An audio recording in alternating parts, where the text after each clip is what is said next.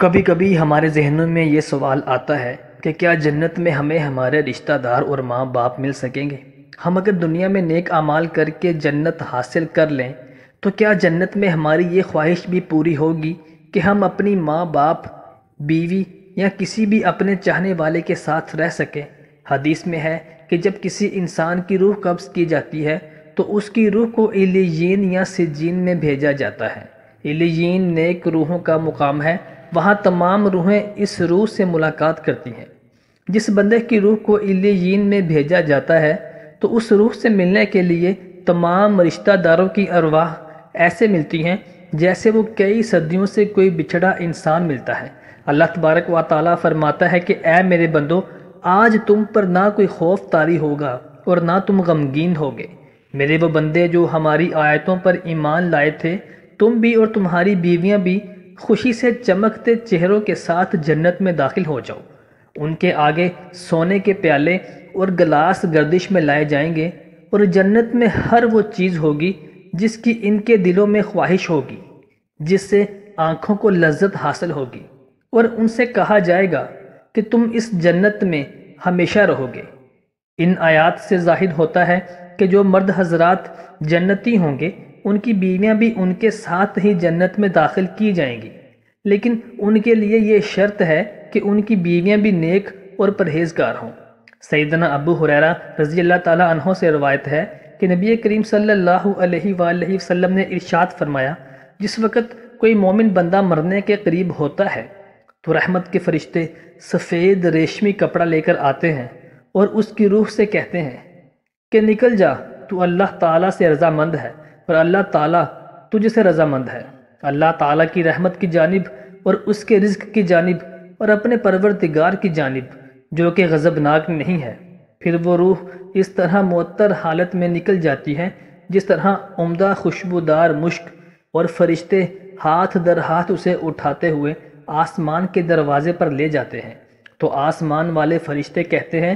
کیا عمدہ خوشبو ہے جو کہ زمین سے آئی ہے۔ پھر اس کو اہل ایمان کی ارواح کے پاس لاتے ہیں تو وہ ارواح خوش ہوتی ہیں اس سے زیادہ جو کہ تم کو کسی بچھڑے ہوئے شخص کی آمد سے ہوتی ہے۔ پھر وہ پہلے سے موجود مومنین اس سے آنے والے سے دریافت کرتے ہیں کہ فلاں آدمی نے کیا کیا اور فلاں کا کیا ہوا، یعنی جس شخص کو وہ لوگ دنیا میں چھوڑ کر گئے تھے اب وہ کس طرح کے کاموں میں مشغول ہے۔ پھر خود ہی ان میں سے چند ارواح کہتی ہیں ابھی ٹھہر جاؤ، اس کو چھوڑ دو، یہ دنیا کے غم میں مبتلا ہے۔ یہ روح کہتی ہے کیا وہ شخص تم لوگوں کے پاس نہیں پہنچا، وہ تو مر چکا تھا۔ تو اس پر وہ روحیں کہتی ہیں اس کا مطلب وہ شخص تو جہنم میں گر گیا ہوگا۔ اور جس وقت کافر کی موت آتی ہے تو عذاب کے فرشتے ایک ٹکڑا کاٹ کر لے آتے ہیں اور وہ کہتے ہیں کہ تو نکل کر باہر آ جا اور چل اللہ کے عذاب کی طرف، اس حال میں کہ اللہ تعالیٰ سے تو ناراض ہے اور اللہ تعالیٰ تجھ سے ناراض ہے۔ پھر وہ روح نکلتی ہے اس طرح کہ جس طرح سڑے ہوئے مردار کی بدبو ہوتی ہے، یہاں تک کہ زمین کے دروازے پر اس کو لاتے ہیں تو وہاں مامور فرشتے کہتے ہیں کتنی گندی بدبو ہے۔ پھر اس کو کفار اور مشرکین کی ارواح میں لے جاتے ہیں۔ حدیث پاک میں ہے نبی صلی اللہ علیہ وآلہ وسلم نے ارشاد فرمایا، تمہارا اعمال نامہ تمہارا رشتہ داروں اور خاندان والوں کے سامنے پیش کیا جائے گا۔ بے شمار روایات میں ہے کہ جنت میں سب رشتہ دار ایک دوسرے کو پہچان لیں گے، وہ ایک دوسرے کے ساتھ مل جل کے رہیں گے۔ اللہ تبارک و تعالیٰ ان کو اکٹھا رکھے گا۔ قرآن پاک کی سورہ طور کی آیت نمبر 21 میں ارشاد ہے کہ جو لوگ ایمان لائے اور ان کی اولاد نے بھی ایمان میں ان کی پیروی کی تو ان کی اولاد کو ہم انہی کے ساتھ شامل کر دیں گے اور ان کے عمل میں سے کسی چیز کی کمی نہیں کریں گے۔ ابن عباس رضی اللہ تعالیٰ عنہ فرماتے ہیں کہ بے شک خدا مومن کو سکون دینے کے لیے اللہ تعالیٰ ان کی اولاد کو ان کے اصل مقام سے کئی گنا بہتر مقام تک پہنچا دیتا ہے۔ اصل میں اس کی اولاد اس درجے تک نہ پہنچ سکتی ہو۔ آپ صلی اللہ علیہ وآلہ وسلم نے آیت کی تلاوت فرمائی جس کا ترجمہ کچھ یوں ہے، جو لوگ ایمان لائے ہیں اور ان کی اولاد نے بھی ایمان میں ان کی پیروی کی، اس سے یہ پتہ چلتا ہے کہ جنت مومنوں کی مرضی کے مطابق ان کی اولاد کو بھی ان کے ساتھ ہی رکھا جائے گا۔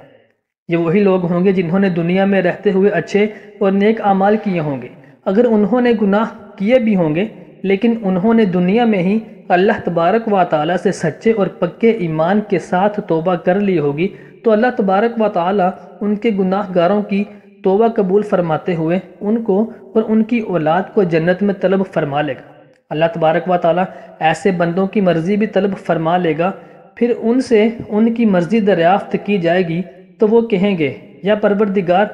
ہمارے تمام گناہوں کو معاف فرما دیا جائے، تو اللہ تعالیٰ ان کے تمام گناہوں کو معاف فرماتے ہوئے ان کو دنیا کے سب کیے ہوئے گناہوں کو بھلا دے گا۔ جنت میں ایک مومن کے لیے خوشی اور لذت ہی ہوگی۔ نیز جنت کے عمومی انعامات میں اس کا ذکر ہے کہ جو بھی جنتی چاہے گا اللہ تبارک و تعالیٰ اسے پورا فرمائیں گے۔ اسی طرح آپ صلی اللہ علیہ وآلہ وسلم نے فرمایا، انسان دنیا میں جس سے محبت رکھے گا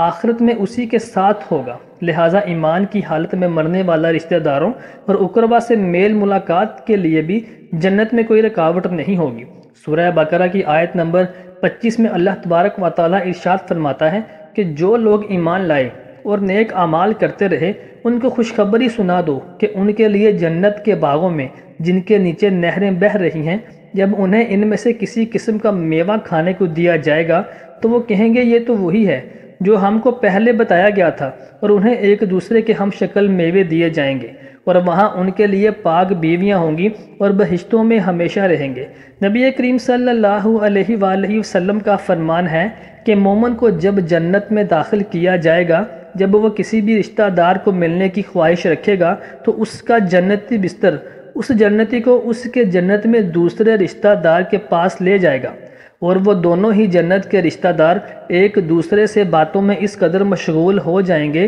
تو ایک دوسرے کو یہ باتیں کہیں گے کہ ہم نے اللہ تبارک و تعالیٰ سے سچے دل سے توبہ کی تھی تو اللہ تبارک و تعالیٰ نے ہماری فلاں دن اور فلاں مقام پر بخشش فرمائی تھی۔ اللہ تبارک و تعالیٰ سے دعا ہے کہ اللہ تعالیٰ ہم سب کو نیک اعمال کرنے کی توفیق عطا فرمائے، آمین۔